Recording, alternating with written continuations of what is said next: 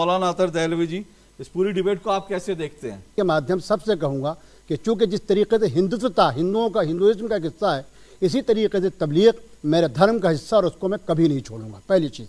दूसरी चीज़, मैं गोपाल जी से एक बात पूछना चाहता हूँ।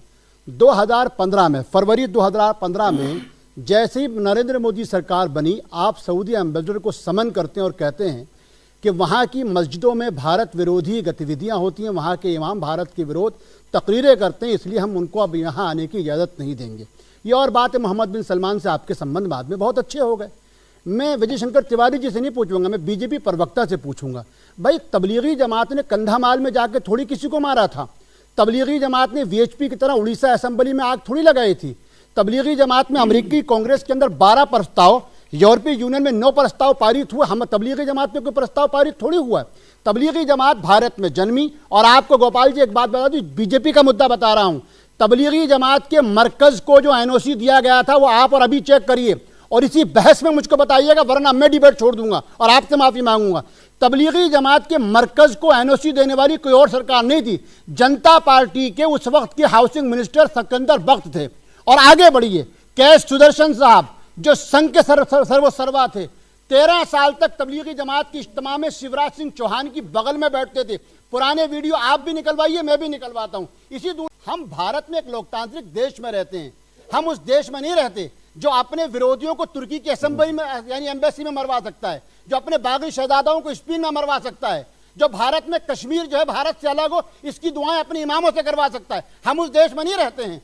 मेरा कहना यह है, जो गोपाल जी ने कहा, जो आपने भी कहा, अगर कुछ लोग इसमें इस तरीके से पाए जाते हैं, क्या वो किसी भी जमात के हों, क्या कहीं से भी हों, जो भी व्यक्ति देश विरोधी गतिविधि में पाया जाता है उसके खिलाफ सरकार पूरी तरीके से कार्रवाई करे। बात बताइए ना, किस तबलीगी जमात वाले ने किस असेंबली में आग लगाई? बीएचपी यहाँ बैठी हुई तो उड़ीसा असेंबली में घुस के आग लगा के आए थे। इन्होंने तो कंधामाल में सब कुछ करा। ये तो ईसाइयों के स्कूल, एक तरफ वेटिकन जाके आप गले मिलते हैं और कहते हैं ये मैं आपके लिए लेके आऊं, इसको आप जो है खास मौकों पर इससे पूजा कीजिएगा, इससे आप आरतियां उतारिएगा जीसस की। दूसरी तरफ ये जो है स्कूलों पे हमले करते फिरते हैं। मैं फिर कह रहा हूं पूरे दावे के साथ, सरकार कहीं एक सबूत दे। बीच में यहाँ काम कौन कर रहा था? वही मोइनुद्दीन चिश्ती कर रहे थे ना। और उन्होंने कहा कि हमने पिथौरा को इस्लाम की सेनाओं के जिंदा हवाले कर दिया है। ये श्रेय उन्होंने चिश्ती ने खुद लिया।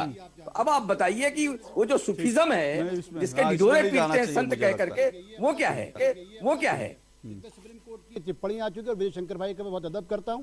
पहली चीज आपको मालूम है, ये देखिए विजय भाई, आप बहुत एक संवेदनशील व्यक्ति हैं।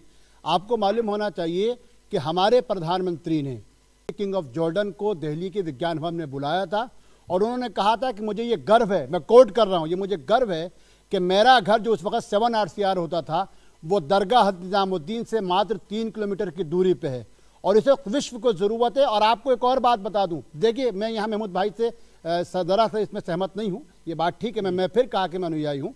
रूस के अंदर ब्लैंकेट बैन किसी पे नहीं है, मंदिर मस्जिद सभी कुछ हैं। लेकिन मैं अपने प्रधानमंत्री की आपको एक बात बताता हूँ, पिछली सरकारों ने क्या करा सूफीज्म के बारे में? कुछ नहीं करा।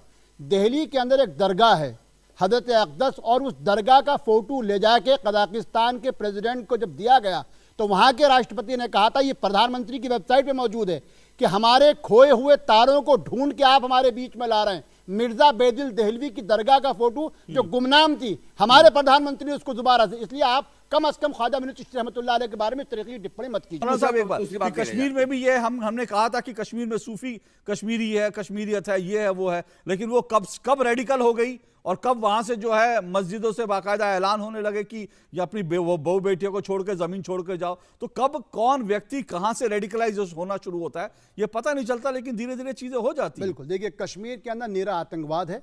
हरकतुल मुजाहिदीन हो, हिज़्बुल मुजाहिदीन, लश्कर तैयबा हो, हिज़्बुल मुजाहिदीन, सब आतंकवादी हैं, घोर आतंकवादी हैं। इस्लाम तो उनका कोई ताल्लुक नहीं, सूफीज्म के मुखालिफ हैं। पहली चीज, अगर किसी व्यक्ति को या किसी संगठन को सिर्फ इसलिए हम चिन्हित करते हैं कि वहां पे कोई आतंकवादी जुड़ा है, मैं अंतिम और आखिरी बात कह के एक बात कहूंगा, विश्व का सबसे बड़ा आतंकवादी जो 9/11 के लिए और पूरे अफगानिस्तान को तबाह करने के लिए जिम्मेदार था, ओसामा बिन लादेन किस देश का था? उन 7 लोगों में से जो हवाई जहाज लेके मालदार लोग जिनको फंडिंग की गई थी वो किस देश के थे? अफगानिस्तान में मुजाहिदीन को रशिया के खिलाफ लड़ा के पूरे पैसे देने वाला कौन सा देश था? ठीक है, कतर के अंदर उस वार्ता को जो अमेरिका की और तालिबान की उसको नाकाम करने वाला कौन सा देश था? अगर उस देश के कहने पे तबलीगी जमात को हम चिन्हित लगाते हैं तो वो देश तो पूरा